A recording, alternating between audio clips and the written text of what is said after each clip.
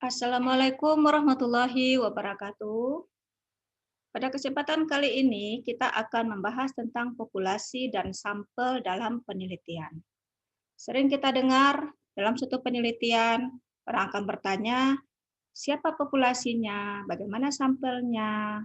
Nah, jadi sampel dan populasi ini eh, sangat berperan penting dalam sebuah penelitian karena dalam pengumpulan data kita membutuhkan populasi dan sampel. Nah, kalau kita berbicara perumpamaan ya, perumpamaan populasi dan sampel ya, ketika kita minum segelas kopi. Sebelum kita meminum segelas kopi itu tentu kita pastikan bahan yang sudah masuk ada kopi, ada gula, ada air, lalu dikocok. Lalu ketika kita ingin mengetahui informasi tentang kopi tersebut, kita seduh dengan sendok, lalu diminum, dicicipi, maka kopi itu akan terasa manis misalnya. Maka kesimpulannya, kopi yang ada di dalam gelas itu adalah manis. Tidak hanya yang di dalam sendok saja. Nah, kopi di dalam gelas diumpamakan sebagai populasi, sementara sampelnya adalah kopi yang ada di sendok. Artinya ketika kopi yang di sendok manis, maka kita bisa generalisasikan, menyimpulkan bahwa semua kopi yang ada di dalam gelas itu adalah manis. Nah, itu sebagai perumpamaan pengantar bagaimana kita memahami populasi dan sampel. Kita lihat definisi dari populasi itu sendiri, yaitu semua orang atau objek yang memiliki karakteristik spesifik sesuai dengan penelitian yang ingin dilakukan. Nih, setiap orang atau objek di mana kita akan meneliti. Contohnya, hipotesis penelitian adalah middle school students who have previously taken music lessons will have higher English aptitude score in Padang. Nah, jadi lokasinya adalah di Padang. Yang menjadi populasi dari penelitian adalah all middle school students. Karena penelitian ingin melihat apakah siswa sekolah menengah yang telah mengikuti kelas musik memiliki nilai bahasa Inggris yang lebih tinggi dibandingkan yang tidak mengikuti kelas musik misalnya. Karena populasinya all middle school students. Karena hasil penelitian Anda akan digeneralisasikan sehingga populasinya harus semua siswa sekolah menengah di Kota Padang. Jadi populasi adalah semua siswa sekolah menengah di Kota Padang. Nah, kalau kita berbicara semua siswa sekolah di Kota Padang, begitu banyak. Mungkin ada ribuan. Sebagai peneliti, apakah kita sanggup untuk menemui ya semua populasi tersebut? Nah, supaya tidak supaya lebih praktis dan lebih mudah, maka kita cukup ambil sampelnya saja. Nah, apa itu sampel? Secara definisi, itu merupakan sekelompok orang atau benda yang dipilih untuk berpartisipasi dalam penelitian, atau bisa juga disebut dengan wakil dari populasi yang akan diteliti. Jadi cukup yang mewakili saja, representatif dari populasi. Nah, sampel yang diambil dari populasi harus betul-betul representatif, mewakili dia, betul-betul terwakili populasi itu. Karena akan digeneralisasi nantinya. Digeneralisasi artinya ketika kita menyimpulkan, maka kita bisa mengatakan bahwa itu berlaku buat semua populasi. Nah, berbeda dengan penelitian kualitatif. Kualitatif tidak bisa digeneralisasi karena bisa jadi hal tersebut berlaku untuk sekolah A misalnya, belum tentu berlaku untuk sekolah B. Nah, kira-kira seperti itu. Nah, contohnya hipotesis penelitian Anda adalah Middle school students who have previously taken music lesson will have higher English aptitude score. Jadi seperti contoh yang tadi, yang menjadi populasi dari penelitian ini adalah all middle school, sedangkan sampelnya adalah siswa sekolah menengah yang telah mengikuti kelas musik. Jadi karena judulnya previously taken music lessons, maka yang kita ambil sampelnya adalah yang telah mengikuti kelas musik, karena memang karakteristik itulah yang kita butuhkan. Ada beberapa hal yang harus diperhatikan dalam memilih sampel sebagai pertimbangan. Yang pertama adalah jumlah sampel atau besaran sampel. Semakin besar jumlah sampel yang digunakan, semakin baik reliability dari penelitian tersebut. Ini menurut beberapa ahli. Namun untuk menentukan jumlah sampel tersebut, ada beberapa menggunakan rumus, banyak sekali rumus yang bisa digunakan tergantung apa penelitian kita nantinya. Namun nanti di akhir slide ini akan ditampilkan nantinya salah satu rumus yang mungkin lebih cocok dengan penelitian pendidikan. Parameter dan keterwakilan dari sampel tersebut. Nah, ini juga menjadi pertimbangan. Parameternya harus jelas apa yang diwakili oleh sampel tersebut, sehingga peneliti perlu untuk menetapkan karakteristik atau kriteria dari sampel yang digunakan. Jadi jangan semau-mau kita saja, karena cara dan parameternya tetap menjadi pertimbangan. Nah, harus diketahui jelas oleh peneliti ini ya. Besarannya bagaimana, pertimbangan keterwakilannya bagaimana. Nah, ini harus menjadi pertimbangan. Lalu akses ke sampel. Akses ke sampel ini merupakan faktor awal yang sebaiknya ditentukan dalam melakukan penelitian.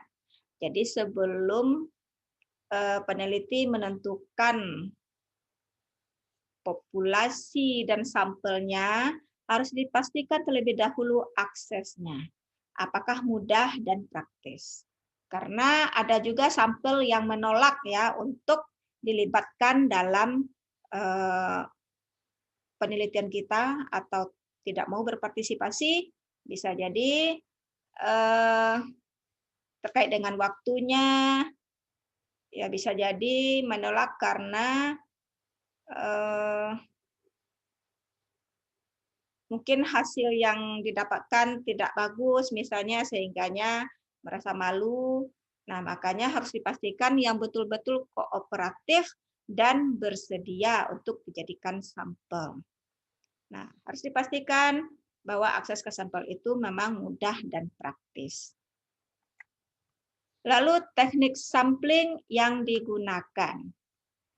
Dalam menentukan sampel, sebenarnya teknik sampling sangat dibutuhkan oleh peneliti, karena sampel yang digunakan ini akan mempengaruhi representatifnya dari populasi.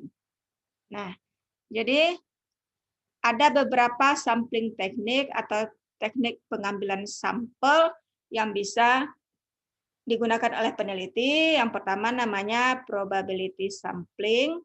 Nah, ini memberikan kesempatan atau peluang yang sama kepada setiap anggota populasi untuk dapat dipilih menjadi sampel. Secara umum, probability sampling ini digunakan dalam penelitian kuantitatif. Ada lagi non-probability sampling. Nah, non-probability ini peneliti telah menentukan sekelompok orang atau objek untuk diteliti. Nah, non-probability ini sebaliknya ya dari probability sampling, tidak semuanya berkesempatan. Karena bisa jadi informasi yang diperoleh itu bisa untuk sampel-sampel tertentu saja. Nah, ini biasanya secara umum non-probability ini digunakan dalam penelitian kualitatif. Maka pada kesempatan ini kita hanya fokus membicarakan probability sampling karena terkait dengan mata kuliah kita yaitu penelitian kuantitatif. Non-probability sampling nanti semester berikutnya akan dibicarakan karena terkait dengan mata kuliah kualitatif. Nah, inilah tipe-tipe probability sampling. Secara sekilas kita lihat bagaimana konsep dari probability sampling tersebut. Ada 4 ya, di beberapa sumber juga ada lagi yang lain, tapi kita fokus pada 4 jenis ini. Yang pertama yaitu simple random sampling. Simple random sampling yaitu pemilihan sampel secara acak. Setiap individu dari memiliki kesempatan yang sama untuk dipilih dan berpartisipasi dalam penelitian. Jadi secara acak. Nah, kita lihat bagaimana secara acak itu. Simple random sampling ini digunakan untuk meminimalisir relawan atau sekelompok orang yang kooperatif untuk dijadikan sampel penelitian. Nah, ini kita lihat gambar di sini. Nah, ini seperti membuat apa ya? Yang bisa diacak atau dikocok bikin namanya yang ada di sini. Yang ada di dalam gelas ini nama sampelnya, lalu kita ambil saja berapa sampel yang kita butuhkan, misalnya 10, ambil 10, peneliti tidak tahu siapa yang 10 tersebut karena diambil secara acak ya. Nah, ini cara melakukannya, buat daftar semua individu atau sampel frame dan beri nomor kode dari populasi. Kemudian tulis kode tersebut pada gulungan kertas dan diundi. Jadi semacam undian saja. Lalu ambil sampel yang dibutuhkan ya, berapa jumlah sampel yang dibutuhkan. Ya, ambil satu persatu gulungan kertas yang diundi tersebut sampai jumlah dibutuhkan cukup. Nah, inilah simple random sampling. Berikutnya yaitu namanya systematic sampling. Oke.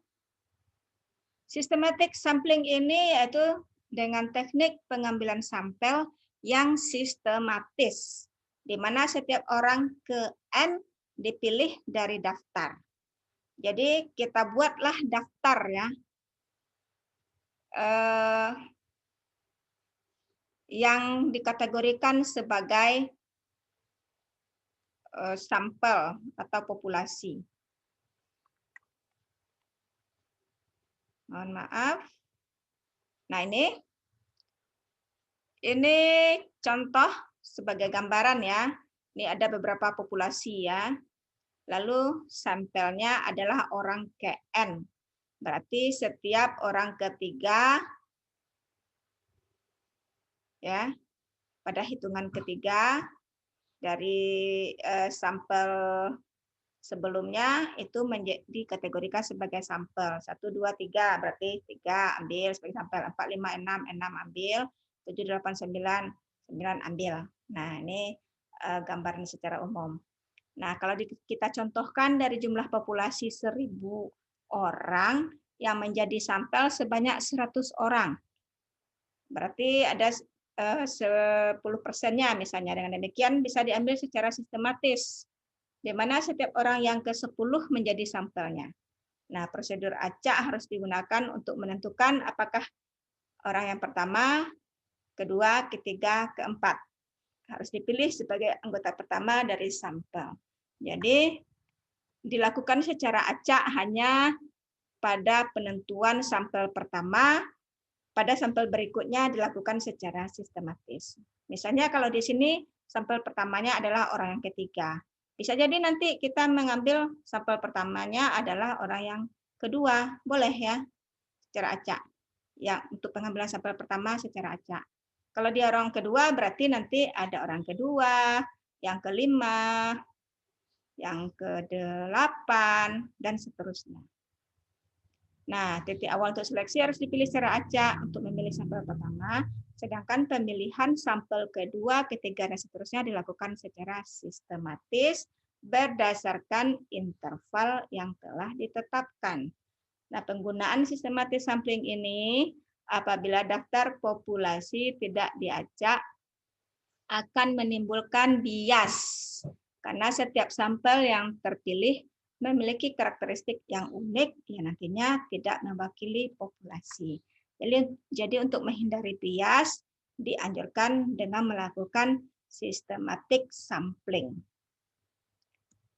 Lalu berikutnya adalah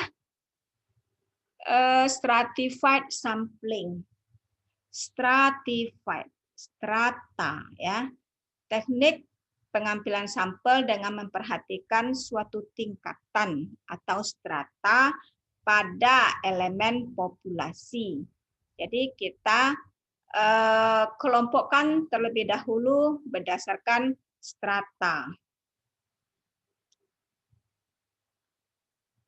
Oke.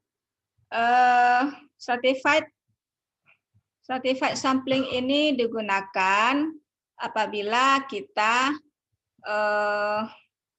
misalnya khawatir ya kalau seandainya populasi tidak terdistribusi secara merata. Nah, populasi dibagi dalam beberapa kelompok, kelompok homogen dengan karakteristik yang sama, misalnya homogennya ini warna putih semuanya. Di strata 1, ini strata 2, strata 3. Nah, bisa jadi ini berdasarkan umur, boleh. Misalnya strata 1 ini umur dari 15 sampai 25. Strata 2 misalnya populasi yang umur 25 sampai 40. Nah, ini misalnya 40 ke atas. Nah, ini misalnya. Jadi bisa kita kelompokkan secara homogen ya. Bisa jadi berdasarkan latar belakang pendidikan. Misalnya ini pendidikan SMP, ini SMU, dan ini misalnya sarjana dan lain-lainnya ya.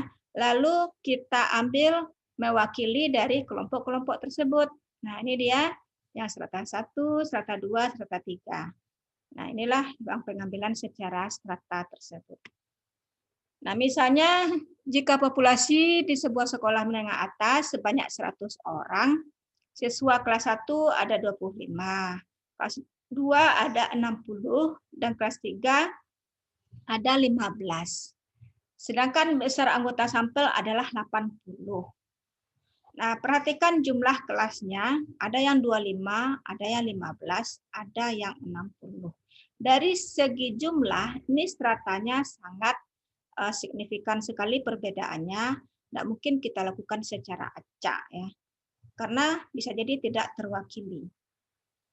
Atau secara yang tadi sistematik misalnya. Bisa jadi tidak terwakili ya. Nah, ini lebih cocoknya dengan stratified. Karena dari segi jumlah supaya merata tentu disesuaikan. Kalau dia 80, nah kita ambil mewakili ya 80% dari masing-masing jumlah. Nah, kita bisa dengan menggunakan rumus misalnya untuk kelas 1 ya, untuk kelas 1 25 dibagi 100 dikali 80, maka mewakili kelas 1 tersebut adalah 20 orang. Dari 25, 80% dari 25 adalah 20 orang. Dan kelas 2 misalnya 60 dibagi 100 dikali 80, maka dari 60 orang itu 48 orang. Dan yang kelas 3, 15 dibagi 100 dikali 80 berarti ada 12 orang. Kita tidak bisa memukul rata misalnya 80 masing-masing 30 orang, tidak bisa ya. Sementara kelas 3 aja hanya berisi 15 orang. Jadi ada 12 orang yang terwakili. Maka dengan cara seperti ini, maka sampel akan terdistribusi secara merata. Berikutnya adalah cluster ya. Cluster sampling. Cluster sampling ini yaitu dengan cara mewakili, dengan cara mengambil wakil ya dari setiap kelompok atau objek yang ada. Cukup mewakili saja. Misalnya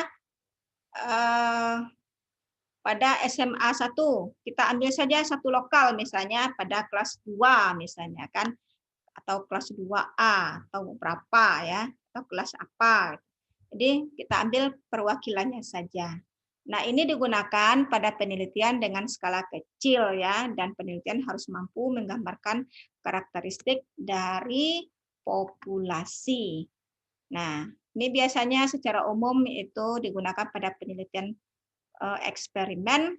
Pada penelitian eksperimen kita cukup mengambil 2 kelas. Yang pertama kelas eksperimen dan yang kedua yaitu kelas kontrol. Jadi kita tidak perlu masuk ke semua kelas yang ada di sekolah tersebut. Kita ambil saja secara klaster, ambil kelompok tertentu. Nah, nih. Pada teknik ini populasi dibagi menjadi beberapa unit atau kelompok yang berbeda tetapi masih mempunyai karakteristik yang sama. Teknik ini digunakan apabila jumlah populasi tidak diketahui dengan pasti dan tersebar luas. Nah, penggunaan teknik ini adalah menjadikan proses sampling lebih murah dan cepat daripada jika digunakan teknik simple random sampling. Jadi bisa juga digunakan untuk jumlah yang tidak pasti dan tersebar luas, bisa juga digunakan untuk penelitian dengan skala kecil. Jumlah yang tidak pasti dan secara luas ini biasanya ada penelitian kesehatan biasanya ini ya.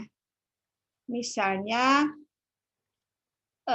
kita ingin meneliti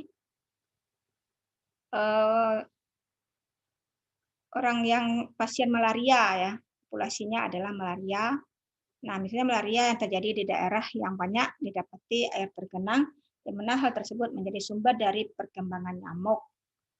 Nah, apabila peneliti mengambil sampel daerah yang tidak didapati air tergenang, maka studi akan bias nantinya. Nah, jadi kita ambil saja sekelompok orang yang memang berada pada tempat tinggalnya pada air yang tergenang saja.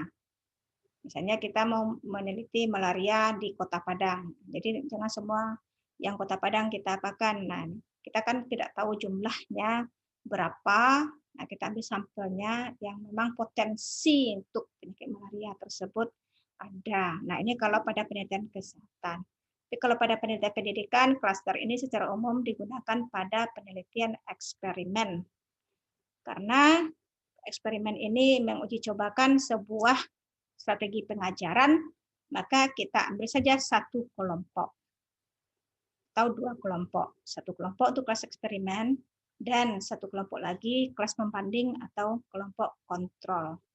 Nah, itulah beberapa teknik sampling yang bisa digunakan dalam penelitian khususnya pendidikan bahasa ya. Kita ambil cukup 4 jenis saja karena ini yang lebih mendekati yang bisa kita gunakan. Sebenarnya banyak sekali yang jenis sampling secara teoritis ya pada penelitian kuantitatif ini. Kita cukup fokus pada 4 saja. Berikutnya adalah besaran sampel. Sebelumnya sudah disampaikan tadi, untuk menentukan besaran sampel itu banyak sekali cara yang bisa dilakukan dan banyak sekali rumus yang bisa kita gunakan. Namun terkait dengan kita penelitian bahasa atau sosial, nah lebih cocoknya rumus yang ini yang bisa kita gunakan, yaitu rumus Grecci dan Morgan ya. Grecci dan Morgan ini dengan tingkat kepercayaan 95%. Artinya hasilnya itu potensi gagal atau ketidakpercayaannya hanya 5%. Nah, ini dia. Perhatikan, ini adalah jumlah populasi ya. Dan ini adalah perbandingan jumlah sampel. Kalau populasinya 10, ambil sampelnya 10.